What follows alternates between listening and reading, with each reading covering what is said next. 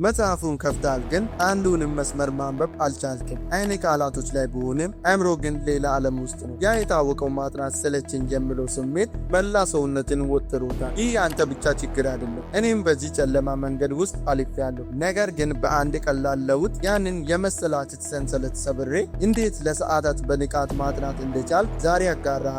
በተለይ መጨረሻ ላይ የምነግርህ ዘዴ እኔ ራሴ ለፈተና ሲጨነቅ የምጠቀምበት ትልቁ ምስጢሬ ነው። እስከ መጨረሻው አብረኸኝ ቆይ። ብዙውን ጊዜ አእምሮ የሚሰላቸው የጥናት ብዛትና ክብደት ገና ከሩቅ ሲያይ፣ እኔም መጀመሪያ ላይ ይህንን ሁሉ መጽሐፍ እንዴት ይጨርሳለሁ ብዬ እፈራ ነበር። ለዚህ መፍትሄው ግን አእምሮን ማታለል። ይህ ዘዴ የ5 ደቂቃ ህግ ይባላል። ለራስህ እንድበለው ለ5 ደቂቃ ብቻ ነባለው፣ ከዛ በኋላ ካልፈለኩ አቆማለሁ። በ5 ደቂቃ ውስጥ የምትጠበቅብህ መጽሐፉን መክፈትና የመጀመሪያውን አንቀጽ ማንበብ ብቻ ነው። የዚህ ዘዴ ትልቁ ስኬት የመጀመር ፍርሃትን መስበሩ ላይ ነው። አንዴ ሞተሩ ከተነሳ ግን ሳታውቀው 30 እና 40 ደቂቃ ትቀጥላለህ። መጀመሩን ከቻልኩ በኋላ ግን ሌላው የገጠመኝ ፈተና ትኩረትን ጠብቆ መቆየት ነበር። እንደ ማንኛውም ተማሪ አንድን የትምህርት አይነት ለ4 ወይም ለ5 ሰዓት በተከታታይ ለማጥናት ሞክር ነበር። ውጤቱ ግን ድካም ብቻ ነበር። እዚህ ጋር ነው ኢንተርሊቪንግ ወይም ርዕስ መቀያየር የሚባለው ዘዴ የሚመጣው። በየ45 ደቂቃ ወይም በየ1 ሰዓቱ የምታጠናው ርዕስ ቀይር። ለምሳሌ ለ45 ደቂቃ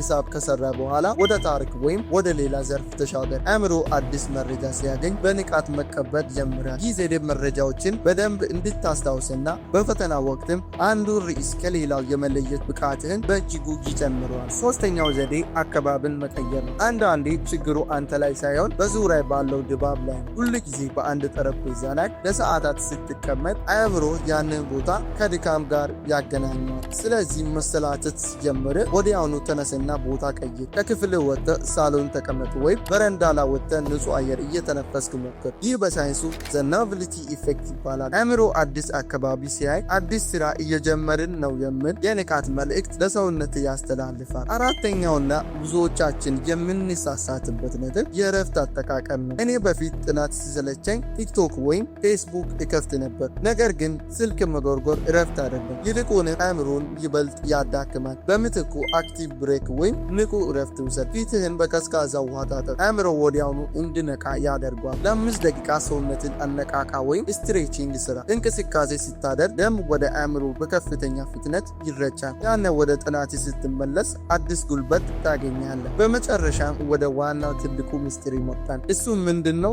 ለምን የሚለውን ጥያቄ መመለስ ነው። ዛሬ ማጥናት የሰለቸ ዓላማ ስላልጠፋ ሳይሆን ስለራቀ ነው። ለሰከንድ አይኔን ጨፍንና አስብ። ያሰብከው ግብ ላይ ስትደርስ ቤተሰቦች በደስታ ሲያቅፉ ያንን ስሜት አሁኑኑ ተሰማው። ዛሬ የምታነባት እያንዳንዷ ገጽ ለወደፊት ማንነትህ የምታስቀምጠው ኢንቨስትመንት ናት። ስሜት አቆም ስለ ዓላማ ቀጥል ይበል። እኔ እነዚህን 5 ዘዴዎች ተጠቅሜ ነው ከዜሮ ንባብ ወደ ውጤታማነት የተቀየርኩት። ይህ የግል ታሪኬ ለአንተም ትልቅ ለውጥ እንደሚያመጣ እርግጠኛ ነኝ። ይህ ቪዲዮ ጠቅሞኛል ብለህ ካሰብክ ቻናሉን ሰብስክራይብ፣ ቪዲዮን ላይክ በማድረግ አበረታታኝ። ለጓደኞች ሼር አድርገህ የለውጡ አካል አድርጋቸው። በቀጣይ የሚያስቸግሩህን ትምህርት እንዴት እንደምታጠና ቪዲዮ እንዲሰራልህ ከፈለክ ኮሜንት ላይ አስቀምጥልኝ። በቀጣይ ቪዲዮ እስከምንገናኝ ቸር ቆዩልኝ። ቻው።